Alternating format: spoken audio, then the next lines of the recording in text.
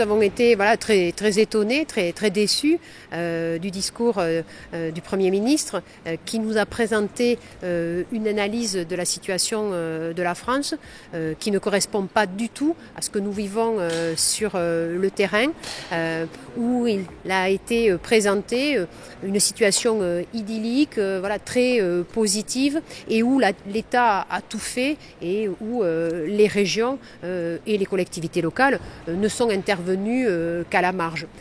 Donc nous n'avons pas non plus de réponse concrète sur des garanties financières, parce que dans un même temps, le Premier ministre nous demandait d'intervenir pour financer les hôpitaux, les maisons de retraite, nous demandait d'investir encore plus pour la formation des demandeurs d'emploi, pour avoir des politiques encore plus offensives sur les freins à l'emploi, c'est-à-dire le logement, le transport, également la garde d'enfants. Mais en même temps, on nous diminue les dotations de 50 millions d'euros, alors qu'il y a de ça 10 jours, il a été annoncé 400 millions d'euros de plus pour les métropoles.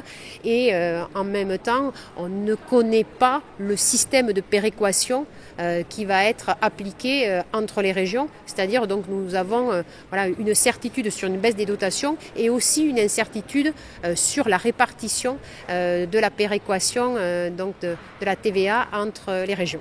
Moi, j'ai qu'un goût amer parce que on se retrouve dans une situation où on n'a pas la réponse sur les dotations. Est-ce qu'on est les seuls qui sommes punis par rapport aux autres départements ou régions ou villes?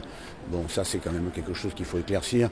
Sur la péréquation, il a été très clair vis-à-vis de Carole Delga et moi, mais pas du tout clair en public. Donc quand on est clair en privé, pas clair en public, ça peut poser une question. Sur notre problème technique très important, sur le manque, sur les problèmes ferroviaires, sur les manques et les trous. Bon, il y a 3 régions, 4 régions qui sont directement impactées. Il ouvre le débat, donc au moins celui-là est clair. Puis après, il y a sur la forme, je suis peut-être moins dur que Carole, que Mme Delga ou que les autres, mais je trouve que quand même, on ne saurait pu être plus convenable. Voilà. Moi, je pense que de toute façon, il y a une vision de l'organisation de la gestion de la crise qui ne correspond pas tout à fait à ce qu'on ressent nous. Voilà. Donc, il y a quand même un gros écart. Nous sommes arrivés ici dans un état d'esprit constructif. C'est le début d'un nouveau mandat pour les présidents de région et nous avions la volonté d'un partenariat réel, sincère au service des Françaises et des Français. C'est d'ailleurs ce que nous demandent les Françaises et les Français. Nous l'avons entendu depuis maintenant 5 ans et demi que nous sommes sur le terrain. L'enquête que nous avons commandée à Ipsos a également confirmé cette volonté des Françaises et des Français d'avoir plus de pouvoir localement. Et là, ce qui nous a été répondu, l'État fait tout bien, circuler, il n'y a rien à voir. Donc bien entendu, c'est, je pense, une nouvelle étape qu'il y aura dans les relations entre le gouvernement et les régions. La suite, c'est qu'en est-il de nos finances quand même, parce que ça peut paraître un peu trivial, mais enfin c'est quand même quelque chose de très important pour bâtir nos budgets, ce que nous sommes en train de faire.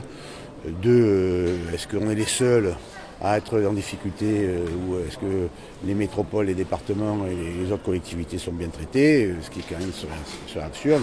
Puis après, c'est sûr que la puissance des présidents de région fait en sorte que c'est les seuls qui sont capables d'être candidats au présidentiel.